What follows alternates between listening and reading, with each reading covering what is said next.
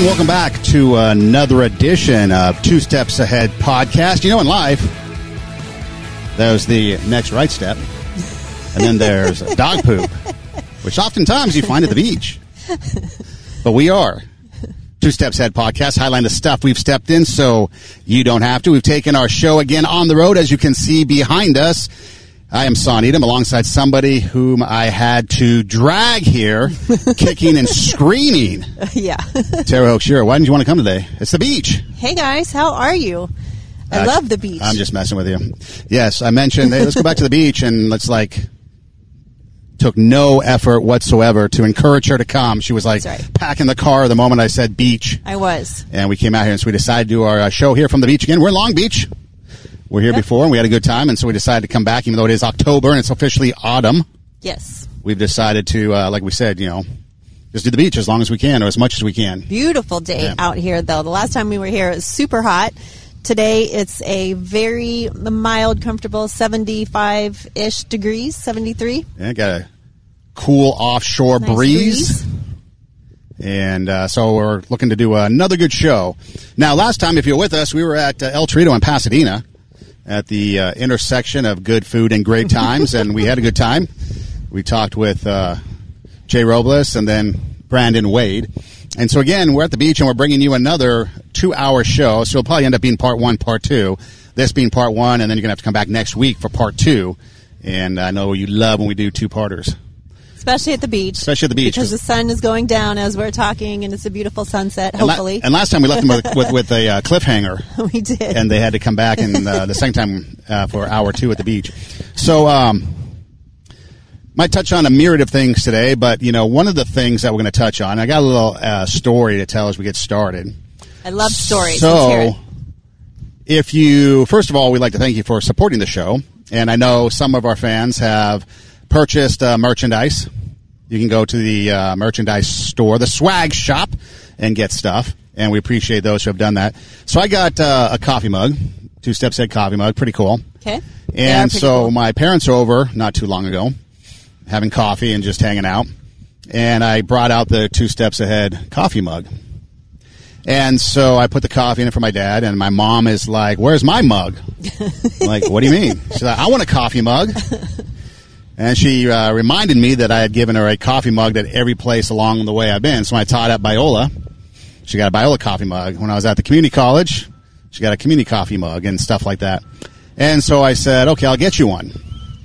And she's like, "Okay." So they at some point left, and I'm cleaning up, and I realize my mug is gone. Oh, no. Mom 5-finger discounted my mug.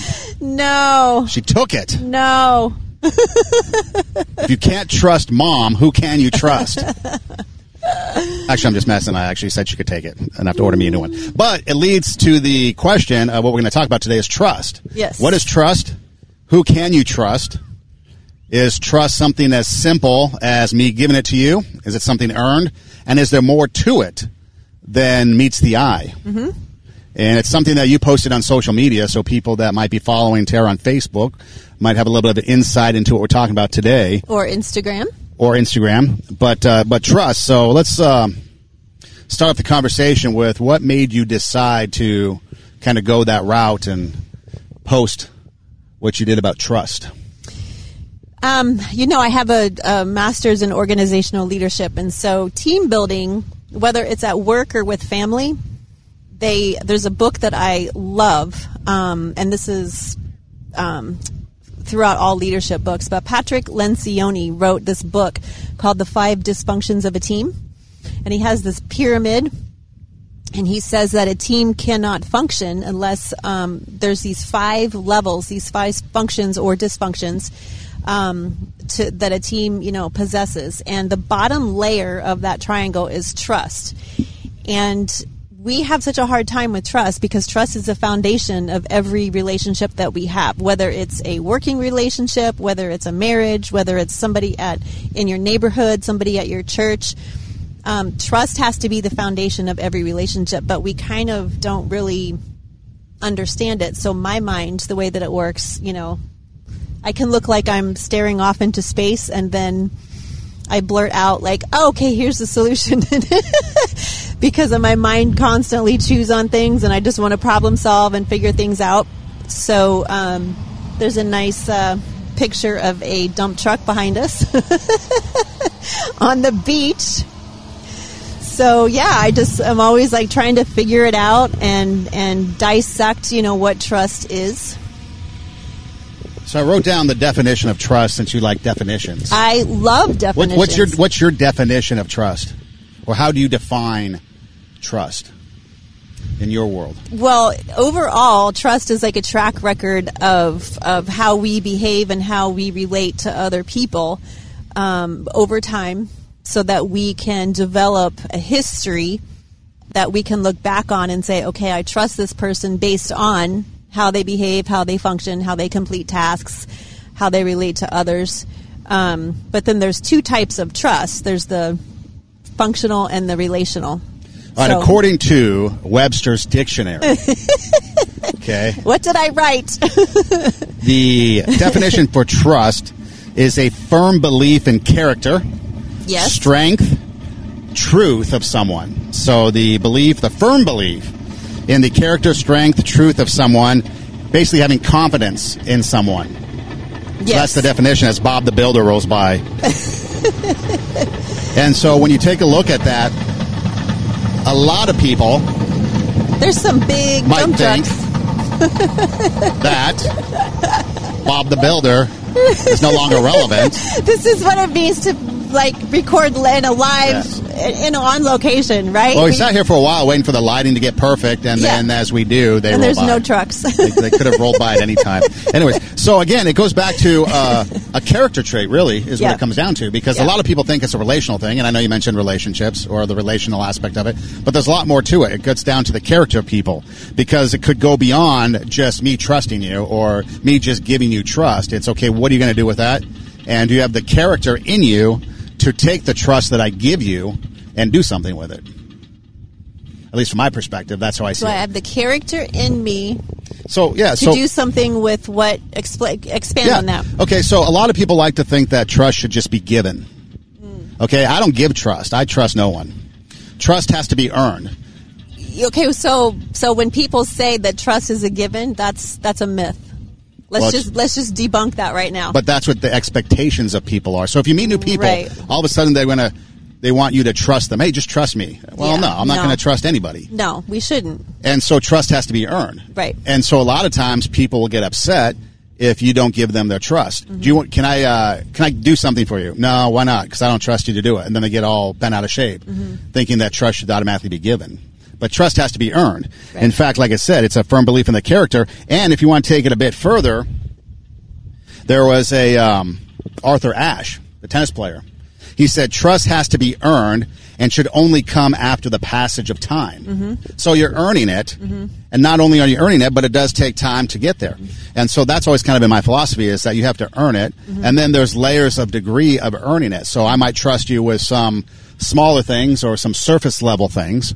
And then as we build our relationship, or as we build our whatever we're in, if it's a work relationship or a home relationship, or if it's a podcast relationship, whatever, you start to build that trust over time, and then you can start trusting the person with more and more and more, which is kind of how you do it in the job market, right? You give someone a job, and then as they do better, you advance them, and then you advance them, and they've proven over time a track record of what they've been able to do, and so now you reward them with maybe a promotion to do more. That's kind of like for me with trust, is if I'm trusting you with something, maybe I start with something small, and then as you prove that you're trustworthy, that character in you, then I'll give you more and more and more trust. And then as long as you continue to be trustworthy and have that character in you, I'm going to continue to give you more. But once you decide to then break that trust, then we've got issues again. Right. And I think that's as it should be. That is the definition of trust, is that we build a track record so that we have a history to look back on to say, can we or can we not trust this person based on how they behave, how they relate, how they complete tasks. So oftentimes, we get into relationships without that component, and then we wonder why it went wrong, right? So we jump in too fast, which is kind of how, it's kind of interesting, the TV shows like The Bachelor and The Bachelorette, or any of these engagement 30-day engagement or whatever it's called. There's all these shows where we want like instant love, and it doesn't work that way. We might have instant attraction, but there's not instant trust. Trust has to be built. We have to have evidence for it. We have to have a reason, something tangible to look at to trust someone. And if we don't put them in a situation to prove, their trustworthiness, then we don't know. And then we're in, head over heels, and we're into something really deep. Like sometimes people decide to work together really quick, or sometimes they decide to start dating. Yeah, that was kind of, I just realized when I said that out loud, I was like, oh yeah, that's us. Hey, Tara, you want to do a podcast? Sure, let's go. Okay, let's meet Friday and record. Boom. That's exactly how it happened. He's not lying. That's a true story. So in that case, we did not know if we could trust each other. It worked out well because we have been able to trust each other. We've been very consistent recording and very consistent, making this happen. But we didn't know that when we started. We had no idea. So we kind of did it exactly the opposite of what I'm telling you to do. Well, they do say there is an exception to every rule. So maybe we're the exception. It's been a year. It has been. In fact, now that you bring that up, not getting on a tangent, but this is actually our 50th episode. This is our 50th episode. Happy anniversary. Yeah, so we made it to 50. Yes. I was going to bring that up in the beginning, but I was so angst over my mom stealing my mug. I totally forgot about it. But yes, our 50th episode. Yeah, see, so far this has been the exception. Like, I have no reason not to trust San, and hopefully, vice versa. So, but it's a track record. It's a history. It's deliberate. It takes time. Well, see, a quote that I saw was not attributed to anybody, but it was, trust is built and maintained by many small actions over time. Yes. So again, little actions over time. And then another one that I liked was, trust is not a matter of technique. It's not a matter of tricks or tools, but again, character. So it goes back to that character thing. And I think that's one of the things, if we want to use us for an example, that I think made it work, was that first we had a firm belief in what we're doing, but then we also had the character within us to know that, okay, if I trust you with being on the podcast with me, then you can trust me to be on the podcast with you, because we know it's in our character, because character is a focus for us. We know it's a focus for you because you've got the character all over your social media persona. I'm kind of obsessed with character. Very obsessed. But so we know it's there, and so I think that's one of the things. So again, I think a lot of times people like to keep trust as a surface relationship thing. Hey, just trust me. Just trust me. I mean, how many times have you said, or have you heard somebody say, they told me just to trust them, and then it backfired? Right. Because there was nothing behind that word. Right. Nothing behind your words to prove that they deserve your trust. No history to fall back on, no track record to look at. Or sometimes people do have a history and a track record, and we ignore it. That's a red flag. Like, they've proven to be untrustworthy, and we go forward. Oh, it'll be okay. Right. And it's not. Like Ronald Reagan, quote by Ronald Reagan, the president, and many other things, actor, governor of California. He said, trust but verify as a thing. Yes. So, okay, to me then, if somebody eventually earns your trust, then you can trust them, but then you also want to verify that trust is continuing to be there. Yes. Because it's easy. I've had experiences. In fact, there was an experience not too long ago where I had been working with somebody, and there was a trust going back and forth, and it was building. And so that person came to me and needed some assistance, and so we worked out something. I assisted, and then, from the agreement, that was breached. And so then it's like, okay, it's yet to be seen if they will fulfill their end of the deal. But as of now, with the response I've been getting, that trust has been breached. Okay. Yeah, and so it's sad. Like, even though, and that's why it's over time too, small things over time, because I think there's also times where, you can have a trusting relationship and give trust, but then at some point in time, it gets violated, or it gets betrayed, or it gets broken, whatever the term you want to use in your situation. And then, okay, so maybe it was inadvertent, or maybe it was a mistake, or maybe it was something, but then you try to follow up, and then the actions of the other person continue to show that the trust has been broken, and the intent is not to fulfill the deal. And so then you're like, okay, trust has been broken, so now how can I ever trust that person again? And I would say, I would say I would want to know more, because there's something that makes people behave a certain way at one time and another way at other times. But there's also like functional trust and relational trust. Yeah, so let's get into that. So because that could be where, like, maybe this person was trustworthy relationally but not functionally, or maybe they were trustworthy functionally and not relationally. You have to have both in order for someone to be deemed trustworthy. Right, because you talk about relational trust, and then you also talk about functional trust. Okay, so which one do you want to start with first? Functional. Okay, so let's start with functional. So according to what you put, because I got my notes, holding it to the carpet. He's studying my slideshow. I am. Got the slideshow right here. Okay, so functional trust is a pattern of behavior towards the completion of a task that can be depended upon to continue, especially when no one is looking. So basically, I get employed, someone gives me a job and says, your job is, okay, let's put radio. Let's use radio for an example. So oftentimes I would work odd hours. Maybe it's the overnight hours, or maybe it's the weekend hours. So there's no management, there's no supervisor, there's no program director, there's nobody there. So they are giving me a trust that I'm going to do the job, that I'm going to make sure that the programs that are supposed to be played get aired, that the commercials are supposed to get played get aired. And so they're giving me this trust. And so now it's my job to make sure that I can continue to do this, and there's no management around. There's no one looking over my shoulder telling me to do this, do this, do this. I'm just doing it.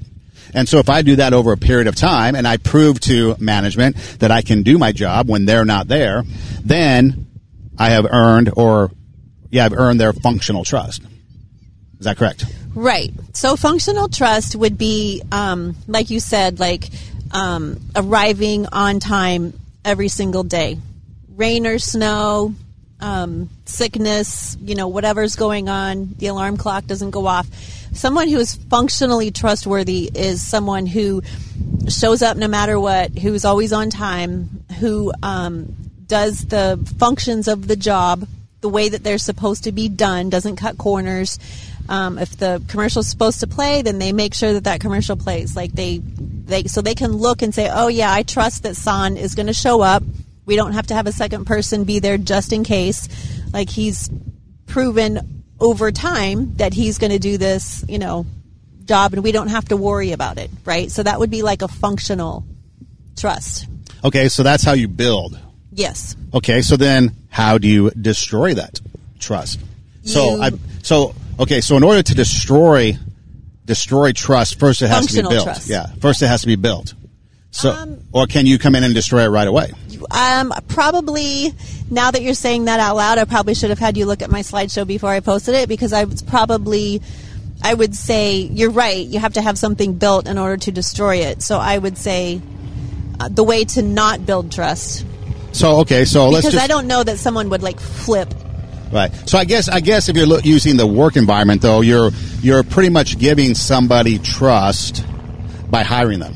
Right. So you've kind of done the process. So you're giving them trust without really knowing for sure if they're going to do the job. See, that was the interesting thing about radio, was oftentimes the overnight hours are the worst.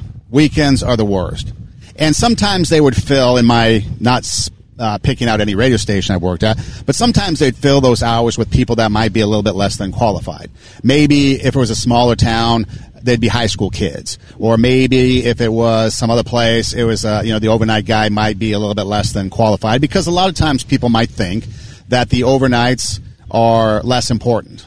Okay? And that's true. Not as many listeners. Right. However, I was always thinking the opposite, that some of the best people should be on the overnights and those off times, because if you're a manager, why do you want these people calling you all the time on your off time? You want someone in that position to make sure that the job is done, so that on my weekend I'm not getting 8 calls. Right. What do I do in this situation? Right. Or on the overnights, I'm not being woken up at 3 a.m. because daylight savings flipped to either and the whole computer system went screwy and I don't know what to do. Right. So I often thought that in those situations, you want somebody that is going to get the job done and be competent in those areas, because they're not there. And so that trust then is even bigger with people in those positions. Exactly.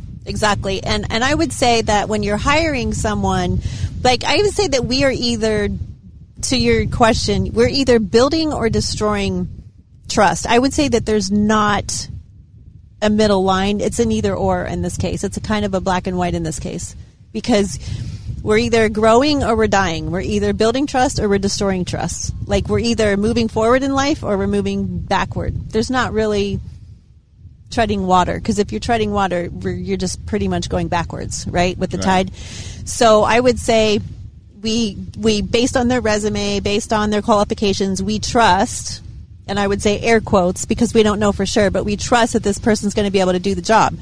And so if they come in late, if they have all kinds of excuses, like they don't feel good, the alarm didn't go off, there was a lot of traffic, they're cutting corners, the systems that you're giving them, they're like, I don't need to, do that right now. It's faster this way. I don't need to pay attention to the system. That kind of person is destroying the air quote trust that you gave them when you hired them. And we can do that in relationship. We can, like, in our neighborhoods and our whatever. I think there's like an initial like trust, meaning like, okay, this is probably a good person with good intent. Like, we have to trust a little bit of trust people without a track record, right? Because we get on the freeway, we get, we're sitting here on the beach, like, we trust that we're going to be okay. We trust that we're going to be safe. We trust that we're going to get home safely. So there are things that we do that we just like take a leap of faith. But then it has to be it's either built or it's back into the negative. And so a good way to have people not trust you is to, and we're talking about functional trust right now. So don't come through with your word, to show up late, cut corners, all that kind of stuff to kind of prove that you're not really trustworthy of the task that you are being given to do. Yeah, so you have trust that's being built, but then it's being destroyed, like you write, on time when it's convenient. Or you're missing deadlines, continually. Right. Or you only follow the system, like you mentioned, when it's convenient. Or you only obey the laws when it's to their benefit. I mean, that's everybody. Who goes 55 on the freeway? Or I know, nobody. Right? You're always speeding unless you're that one person in front of me. Get out of the way. Get out of the fast lane. If you want to go 55, move the heck over. Yes, like Sammy Hagar said, I can't drive 55.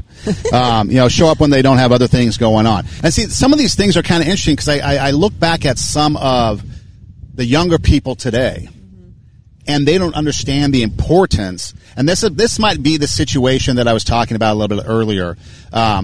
When you talk about trust as being more of a surface thing, because people don't understand. I don't think a lot of young people don't understand that showing up when they don't have other things going on is a huge part of trust. Now, okay, so I taught for many years at a community college in Pasadena, and we would do some things. It was the radio program, and so there'd be extra shows that would go on outside of class time. It might be a football game, or it might be other type of remotes, or it might be whatever. And so students then would sign up for these shows or for these projects.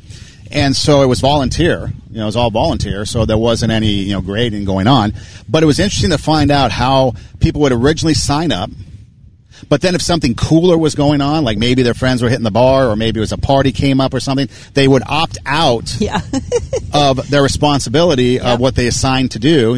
They voluntarily agreed to show up to cover the football game, and then they go that, and then the flip side, the kicker to even add insult to injury is they would post it on social media forgetting that I follow them, and then they come up with some lame-ass excuse. Oh, I was feeling not good. Yeah. Was that after your 5th margarita or your 6th beer? I mean, it's like, come on. Yeah. But those are the type of things that I think the young people, and people maybe in general, as we start getting into this more lackadaisical society, is they don't understand that sometimes when you make a commitment, you have to stick to that commitment regardless of what is better. Mm-hmm. Okay? Yeah, and that's something, actually, is something that makes me absolutely crazy. I know a person that will not make plans. Like, how am I supposed to make plans that far in advance if there's an event or something? Because maybe there's going to be something going on, right? Yeah. So this person has FOMO, and they are loyal to their friends. They're loyal to their peer group. Right? And so their priority, their trust is with their friend group. Like, they're going to show up no matter what. they're absolutely going to show up for their friends no matter what. And so if there's anything else that's trying to get planned or anything else going, then it's like, well, I'm going to wait and see if there's something going on. So I have had to really examine that and be like, why is this person doing that? Like, it makes me crazy. Like, how do you not plan? Like, if there's an event coming up on this date, that is what you're doing, right? And they're like, no, because there might be something, better. So I had to stop and think about this. I'm like, okay, they're loyal. They are trustworthy, but not necessarily maybe to me or to this event, but they're loyal and trustworthy to that other peer group. And that's what they're going to not sacrifice on. So it's just that their loyalties. And for us, it's like, we're a different generation. It's like, no, if you say you're going to be somewhere, you have to go. Like, that's just what you do, right? You just say, yeah, I'll be there. And then you're there, regardless if something else comes up. So, but the scenario that you just spelled out, would that follow under the only follows the system when it's convenient? Or is it... So on the system, the peer group system, they follow it no matter what. The stuff that's going on our side, they only follow it when it's convenient. So for me, this person isn't necessarily trustworthy completely, right, because they're going to pick and choose whether or not something better is going on my side. But like, if we plan something and then the peer group has something better going on, they're going to cancel this and go over there. So they're trustworthy to that group, not to this group. Yeah. And it's maddening. But it's like, okay, well, it's not that they're not trustworthy. It's just that their loyalty is somewhere else. Well, that's why it goes back to the layers of trust. A lot of people think trust is something that is superficial. And I don't mean superficial like it doesn't matter, but there's depth to trust. There's layers to trust. Yes. It's one thing, okay, I'm going to trust you. Hey, we're going to go out, and I trust you to make sure that if we go out, you're not going to crash the car, get drunk, or do something stupid. Okay, that's an initial trust. But if it's a relationship, I don't trust you to maybe come into my house yet. Okay, because I don't know who you are. Right. So there's a trust. I trust you to meet up with you to go on a date or go out. But I don't trust you to bring you into my home. So there's layers of trust that we go through, even in work. I trust you enough from what I've seen to hire you, but now we'll see if your work ethic follows, and the more you follow through with the job responsibilities, the more and more trust, and the more and more responsibilities. That's what it comes down to. I'm giving you more responsibilities because I can trust you to get this done. Eventually, you may earn the key to the door. Exactly. Right? But you don't hire someone and then give them the keys to the to the door right away, right? They got to earn that. Okay, so functional trust, again, is a pattern of behavior towards the completion of tasks. Yes. Okay, that can be depended upon to continually happen, especially when no one is looking. So it's a completion of tasks. Yes. So now we move on to relational trust. And that is a pattern of responses towards others while completing those tasks that can be dependent upon continuing, especially when no one is looking. So now we're talking about a relational situation between people. Right. So in functional trust, we're talking about tasks. So there's a history there, like you said, a pattern of behavior. I can trust him to put the money away and put it in the safe and not take it, right? Relational trust is a pattern of responses. So now we're not talking about tasks anymore. We're talking about a response to you as a person. And it's a track record again. And when I say, especially when no one's looking, it's like, is my name trustworthy in your mouth when I'm not around? So when I leave the room, are you going to talk behind my back? Are you going to, say like, oh my gosh, like she's such a diva, like she doesn't. I do that all the time. I tell everybody you're a diva. I did that on purpose because I know you do. Everybody knows you're the diva. That's right. So, am I safe? Like in your mouth when I'm not in the room. So that's why I said especially when no one is looking. But relationally is like how you relate while you're doing the task. Because everything is functional in life, right? We have to, set up and tear down when we do a show. We have to drive places. We have to clean the house and do the laundry and pay the bills. We have to show up for work. So everything is tasks that we have to do in life, but relational trust is how we relate to each other while we are doing those tasks. And what is my response towards you while I'm doing those tasks? Okay, so for example, trust can be built how? So relational trust is built, number one, by not, having respect for the person, not talking behind their back and, and shaming them. And it's being for them. And so it's wanting the best for someone. It is giving people the benefit of the doubt. What did I have on that list? Okay, so a key word, as you were talking, I was going to look. The key word that I see repetitive on both functional and relational is consistently and inconsistent. So again, you're thinking consistent. So it's consistently for the health of the relationship. Mm-hmm. You're building it. That key word is for. Consistently for. And we'll talk about that in a second. For is in capital letters. Yes. All caps. It's important. It should be in red. But then that means it would be Jesus spoke it. So I guess that'd be bad. Consistently keeps their word. Yes. A consistent demeanor in both calm and storms. Right. So if we are setting up and everything is going well, I'm being nice to you. But if we're pressed for time and the Bob the Builder guy parks his truck here and we got to move again, and then there's like all these kites around and it's like turning into a mess. Now am I going to start yelling at you? Am I going to start being really angry? Am I going to start yell at Bob the Builder? What the heck? What do you yeah. But no, I get that. And so it depends. But see, that's the other thing. Okay, so then it leads to the next thing. So your demeanor in both calm situations, the good and the bad, but then it's leading by example. Yep. So like you said, what are you going to do in these situations?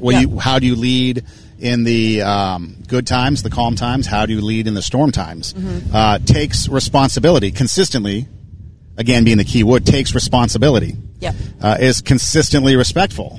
Mm-hmm. And always makes a consistent attempt to always be truthful. Mm-hmm. Okay? Those are some ways that we can build relational trust. Yeah. Because none of us are 100% truthful. I love it when people say, I'm a truthful person. Yeah. But consistently over a period of time. Consistently attempting to be a truthful person. But see, that's why in the original analogy, the story real quick, it was like, okay, I gave the benefit of the doubt, but then upon follow-up, just being completely ignored with no response led me to believe that, okay, there's a renege of the deal, and if you're not even going to respond and just ignore, then something changed in your character, or there was a flaw in your character, or you were just trying to build a false trust. Or I would say that there was some trust that was easy, because sometimes like a situation, like I'm thinking about a person who said that they lent money to their kids. One kid was very responsible with the money and paid it back. The other kid used the money and didn't pay it back, didn't make any attempt to pay it back. And so I questioned them. I said, okay, so what was their track record before you gave them the money? Oh, well, kid A has always been very responsible with money. He's always had a budget, always followed the budget, always, counted their pennies. And so, yeah, I'm like, okay, well, then that's a trustworthy person to lend money to, right?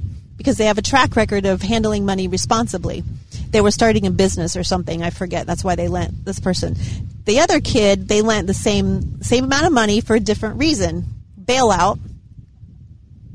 And this kid had grown up not responsible handling money ever in her life, and had made all kinds of bad decisions. And so I said, okay, so they have a track record of not being responsible with money. Why would you think, what would make you think that they would pay you back? Well, because she's my daughter. Like, we have to help her. I'm like, okay, but you're complaining that she's not paying you back. Like, why? Like, so they were looking at the relational, like, okay, she's my daughter, but they were not looking at the functional. She's horrible with money. And if she's, and we're bailing her out, and she hasn't had a track record of being responsible, what would make us think, and why should we be offended then that she's not paying us back? So sometimes, like, there's red flags that we miss, or sometimes there's situations where there just hasn't been enough skin in the game to prove that trust, and we assume that they're trustworthy, but they just haven't been tested appropriately yet. And so if they're not tested appropriately, then it's like, oh my gosh, now like I thought they were trustworthy and they're not. Either there was a red flag that we missed, or they haven't been tested appropriately. We gave the trust too quickly, too freely. Because I don't think people like change unless you know that they're changing. Like, people that change are really working on it. They're like, okay, I know I have this issue. They're very self-aware. They're very able to list out their weaknesses, their things that they've been struggling with. I'm really working on it. I'm going to a support group. I'm going to AA. I'm getting a financial coach. You can see that they're actively changing in their life. The words coming out are different. So when people say, like when we say, oh, I thought this person was trustworthy and they turned out not to be, I would say that there was something that got missed in that. Because I don't think people change. I don't think they start being trustworthy and then they just decide not to be. I would say they probably were not, and they just hadn't been vetted properly, I would say. Now, some of the ways you kind of mentioned a little bit about it, but some of the ways trust is destroyed, and these are kind of key, because I think it's easier to see the destruction traits or the destroyed traits on your list, right, more so than the build. The right. build is more of a subtle. Okay, right. So if you're going to consistently take responsibility, that's a little bit more subtle. If you're going to consistently lead by example, or consistently respect, or consistently try to always tell the truth, those are a little bit more subtle. Mm-hmm. But I think a little bit more obvious is something, and this is how you destroy that relational trust, is destroyed is capital 4. They're for themselves first. They're putting themselves first. Yep. Maybe they're inconsistent in keeping their word. So you can kind of see that a little bit more. Is someone truthful? Well, it's hard to tell if they're always truthful, because you don't always know what the truth is. Right. But if they're inconsistent, I'll show up, and then, like I said, they never show up. Or I'll do this task, and then they never do it. Or if they're always gossiping, or whatever. They manipulate information. Okay, I've seen that a lot. They have a different demeanor depending on the day. Right. Okay, maybe they're just moody. Yep. They could be moody, or they could just be very, they have a very low EQ, emotional quotient. Or this is a big one. Do as I say, not as I do. Yeah. I mean, everybody does that. Do as I say, not as I do. In fact, I tell my students that kind of in a joking way.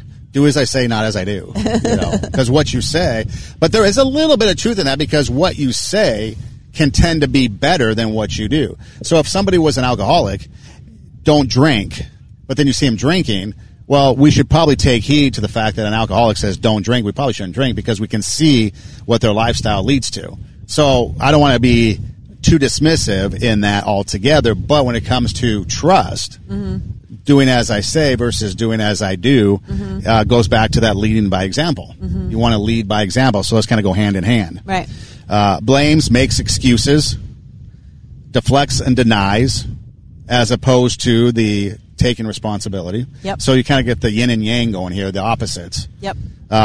Gossips, are you gossiping about people? People who gossip to you will also gossip about you. Oh, absolutely. You. Oh, 100%. Right. Absolutely. So sometimes we feel good. It's like, oh, I'm getting the inside information. They're telling me all, now I know what's going on in the neighborhood. No. Do not trust this person, because as soon as they get to the other neighbor, now you're going to be the subject of the gossip. Absolutely. They're going to flip it. So don't trust people who gossip.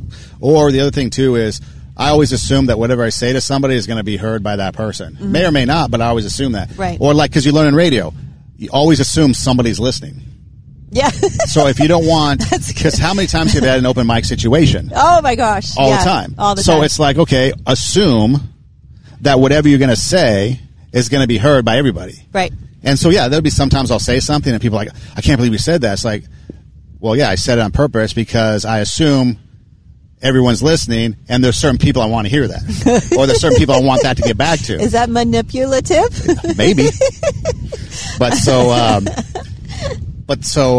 anyway, so always assume people are listening. You flustered. Always assume there's an open mic. No, I would say it's manipulation. It's the intent of utilizing the pipeline to get from A to B. Yes.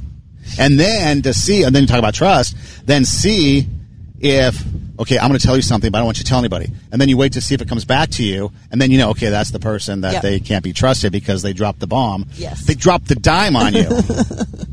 And then struggles to give the truth. Yeah. I mean, and and kind of as I think about this, getting back to that relation, that story, I can see a lot of things now in hindsight where the destroyed list is there. It exists, like you said, skin in the game, whatever. But as you put it in these terms, you can kind of see, oh yeah, this person did manipulate the information. This person, really, I could see the, struggles with the truth or lies, or they're only there for themselves, or if there's nothing better to do, then they're going to do this, or they're out for themselves. So I can see now in that situation, in hindsight, that, it probably would have been a bad thing to go ahead with the agreement, because the chances of it being fulfilled on their end would be slim. Because there's a lot of red flags, as I think back on it. Mm-hmm. But of course, then hindsight's always 20/20, right? Which plays a whole different aspect to it, right? And so those moments are not wasted. Those are lessons that we can look back and be like, "Ooh, okay, now I can see the red flags.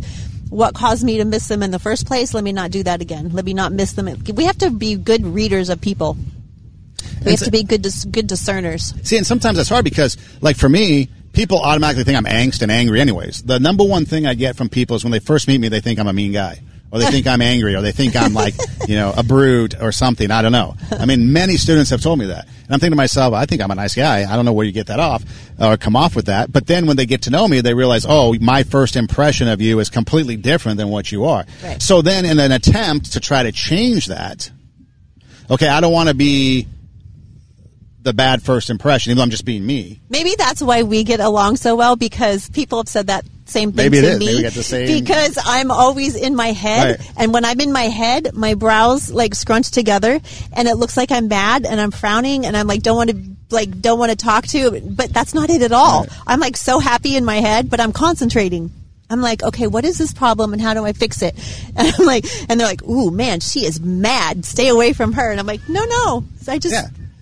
And so for me, maybe in an attempt to try to get over that or something, maybe trust, because like I said, I don't trust anybody to begin with. I don't give it. It has to be earned. Right. And then two, it's like it gets earned slowly. Right. And so maybe in an attempt to try to get over that disposition of this guy's mean, maybe giving trust too freely then becomes problematic. Yeah. And I want to say something about discernment. Like, how do we discern people?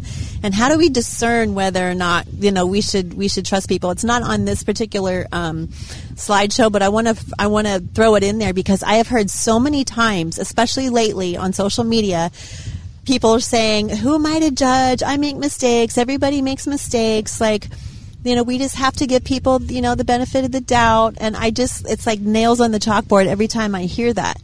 We discern everything from picking out a watermelon to buying a house to where should we work, who should we date, where should we live. Discernment is how we get through life in a safe way. And so figuring out how to trust people, that takes discernment. We have to discern, like, are they gossiping or are they in conversation, do I hear them struggling with telling the truth? Like, do they really want to tell the truth, or are they hesitating, or do I see them manipulating things? That's discernment. And so for us to say that judge not lest you be judged, okay, well, that means that we shouldn't shame people. We shouldn't judge people for something that we ourselves do. So if I say to you, I don't know why you're always late. Like, I can't believe you're always late. But then I'm also showing up late. That's judge not lest you be judged, right? That's what that means.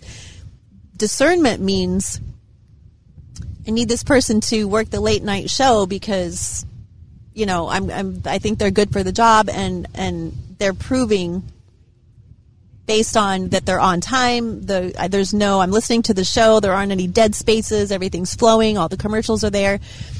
That's discernment. Discernment is the key to look at those red flags and say, okay, how many red flags are too many red flags? How many red flags are deal breakers? They're just way too big and we can't, move forward. But it's the discernment to be able to read people. So, Yes. Okay. So I'll get off my soapbox. It makes me absolutely crazy when I hear people say that. I'm like, stop saying that. And then the good girl, she said to me on Facebook the other day, we're not to judge. And I'm like, yes, we are. There's a lot of things called like discernment. that. There's a lot of things like that can that people I think kind of misread. But here's kind of the conclusion of what you had. Okay. So we're talking about relational trust again. Relational trust is a pattern of responses towards others. I'm just going to put it right there because we're dealing with others. Yes. Functional is a pattern of behavior towards completing tasks. Yes. Keep it there simple. Yes. So now we go back to the conclusion. So if you're building up your relational trust and you're building up your functional trust, then you become trustworthy. However, this is where the intersection of relational and functional cross. A person can consistently perform tasks, yes, be highly functionally trustful, yes, but still gossip while doing it. Or a person can talk highly of others, but then not complete the agreed upon tasks. Yes. In both situations, a person can be deemed untrustworthy. Yes. So it takes both the relational, in me talking good about you, or not having that trust there between you and I in the relationship, but then also in the tasks. So I can trust you to know that my mouth 99% of the time is good. my name is good 99% of the time in your mouth, and vice versa. Yes. But then also we're doing the podcast functionally together and doing yes, the tasks. So now I think we can agree that between the both of us that we have trust amongst us to do this. Right. Because we can see that we both functionally do the job. We both showed up. We both set up. We both did everything. Yep. We both trust each other. And we've done that consistently over year. Time. Neither one of us has called in sick. Nope. We've rearranged a couple times for travel dates, which is happening right now. But we've never just blown it off and be like, I don't want to do it. Neither one of us. So we have taken these little things. I got my note cards. And we have earned through the passage of time, yes, some of the stuff that we've gone to, these many small actions we've earned over the course of time, which is now a year. And so we have a pretty strong trust bond about the podcast. Whereas in other situations, people might want to check and see and kind of realize, because again, going through this, it was kind of interesting. One of the things I thought was kind of fascinating about it was just the fact that a lot of times people they won't see the level to which trust is, and then they wonder why they trust people too much. Mm-hmm. I'm tired of trusting people because I'm always getting burned. Exactly. Oh my gosh, I'm so glad you said that. And so it's like, this is a way for you to maybe kind of develop a standard by which you can start then giving trust. Because you're going to have to, I meet somebody, you meet somebody, we all meet somebody, and we right away give them a little bit of trust, because it's like, I kind of get like we were talking to a guy earlier, the vibe. We get a good vibe. I get a good vibe from you. So, I'm going to trust you to strike up a conversation or whatever. Right. And so then you go from there. But then instead of just like, I just met you, here's the keys to my house, come on over, hang out, grab the beer out of the fridge, whatever, you're not going to go from A to Z. Right. But how do you get from A to Z? And that's the problem I think that people have, because they give trust too freely. It's like, I get burned. And they think that they're doing people a favor or themselves a favor by saying, I trust you. It's like you're bestowing them with some honor. And that's where people get tripped up. Because if I bestow you with the honor of trust, you may not deserve it.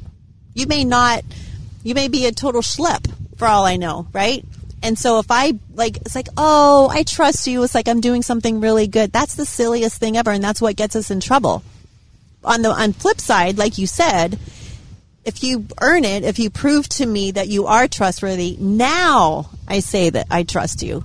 We do it the opposite. We're like, we just give it before it's worthy, before the person is worthy of it, right? Right. So you behave a certain way, and then I look at you and discern your behavior, and I'm like, he's totally trustworthy. See, another accredited source quote that I liked was, learning to trust is one of life's most difficult tasks. Yes. Because it is. Like you said, we try to give it too freely. And then Demi Lovato, the singer. What does she say? Sometimes you don't know who you can and cannot trust. I still learn that over and over again. Yeah. That's a learning process. Even she, through all her issues and being a younger person. And then Einstein, whoever is careless with trust in small matters cannot be trusted with important matters. That's right. So sometimes the little things do matter. So I always tell my kids that if you're trustworthy in counting the pennies, then the $100 bills will flow. Yeah. Like if you're trustworthy in the little things, the bigger things are just going to be an automatic. They're just going to come. And then if you want to look to Hollywood, because we all love when celebrities tell us what to do. Yes, we do. They're so influential. From Meet the Parents. Remember when Jack who was Robert De Niro talking to Greg, who's the other guy? Yeah. Who's that? Not Adam Sandler, the other guy. Ben Stiller. Ben Stiller. Or is that the dad? One of the Stillers. Anyways. Yeah. Jack says, can you really trust most humans? You know, we're talking about the circle of trust. And then Greg's like, yes, I think so. Jack's like, no, you cannot. Right away. You can't trust anybody. I don't know if you ever saw the movie Lockup when Sylvester Stallone goes to prison. They had a slogan, DTA, don't trust anyone. See? The Italian Job. I don't know if you saw that. It was the old guy in there. I trust everyone. It's the devil inside the person I don't trust. Yep. And James Bond. Do you have a James Bond quote? I don't. Do you? So he said, I love Daniel Craig when he was James Bond. And so in one of his, I don't know if it's Casino Royale or if it's the one before that one. I think it was the one that he first had a girlfriend and he was like madly in love with her and he was trusting her. And then M's like, you can't trust anybody. You cannot trust anybody. Yeah. Because we learned that from Fight Club. Yeah.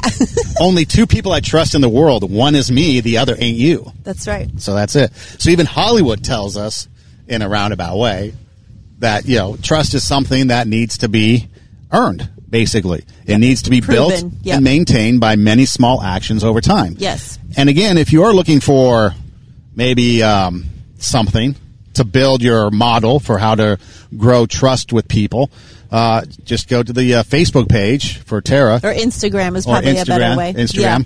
Yeah. And she'll give you that in a moment. In fact, just give it to him right now. I'm going to give you my Instagram, and then I'm also going to give us a cliffhanger. Cliffhanger! For the next episode that we're going to talk about. So trust, the next slideshow that I'm working on, and I wanted to have it ready for today, but my... I was too... in your head? It was too deep in thought, and there's like so many elements, but we can still talk about it. So I'm going to give you a cliffhanger because trust, relational trust and functional trust, there's something underneath that drives both of those. Ooh. And so that's what we're going to talk about is how do we, because we can use everything that we just talked about is the rubric. I love that word. I hate that word. I love From that the college perspective, I hate that word. I love rubric. It's just so fun to say. So the cheat sheet, the how to discern the red flags is everything that we just mentioned. Do they show up on time? Are they always giving excuses and being late? Do they gossip, or is my name safe in their mouth when I'm not around? Those are the things that we can look at to see, to discern, okay, can this person, is this person trustworthy? But there's something underneath that is driving all of that behavior, and it's really, really important. And we're going to talk about that on the next episode. Would it be considered something along the lines of a foundation? Yes. To build trust on? Way deep down in the foundation. We're going deep, in the y'all. Basement. We're going down in the basement. We're going to the basement of the foundation of trust. Going to the basement.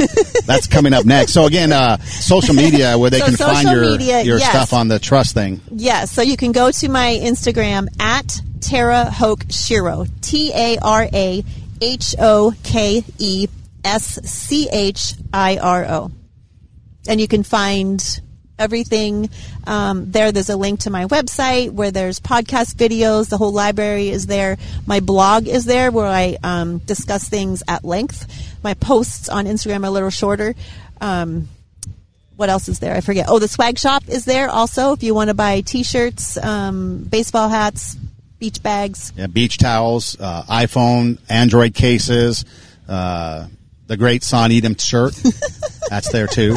So, we also have some really cool, yes, you should buy the great Son Edom shirt. It's very cool. And then we also have some shirts that say, spread love, it's healthier. Yeah, you've got, again, going back to the character thing, you've got a line of clothes based on character and character traits and stuff like that. Yes, wear your character. Wear your character on your sleeve. Yeah. Yes. But just don't wipe snot on it. Hey, again, special thanks to everybody who has been a part of this journey. This is our 50th episode that we have done. Pretty much closing in on a year, when you take a look at this one this year. In fact, I think, 53 weeks? Did we have a leap year? The 2020 is a leap year, huh? Is it? No I wonder wouldn't be surprised if it was. No wonder I was so bad this year. That's like a bad penny popping up every 4 years. But it's a horror show. But special thanks to all of you for following us and for listening. We really appreciate it, and we look forward to another 50, which would be really cool. That means 2 years. So we got year 2 coming up. Also, okay, for Instagram, for our show, you can find us at 2 Steps Ahead Podcast, TWO, 2 Steps Ahead Podcast. And again, there's a link in the bio. And if you click that link, it's a link tree, then a lot of options pop up, such as the swag shop, and then other places where you can watch us, like at YouTube. You can click the YouTube link, and it takes you to a YouTube page. And then ways that you can actually listen to us on Spotify, Pandora, and all those places that you can listen to a podcast. And then my personal Instagram is at EdemRocks, EIDEMROCKS. And again, I've got a link tree there too with some basically the same stuff, just a little different setup because it's different than the podcast.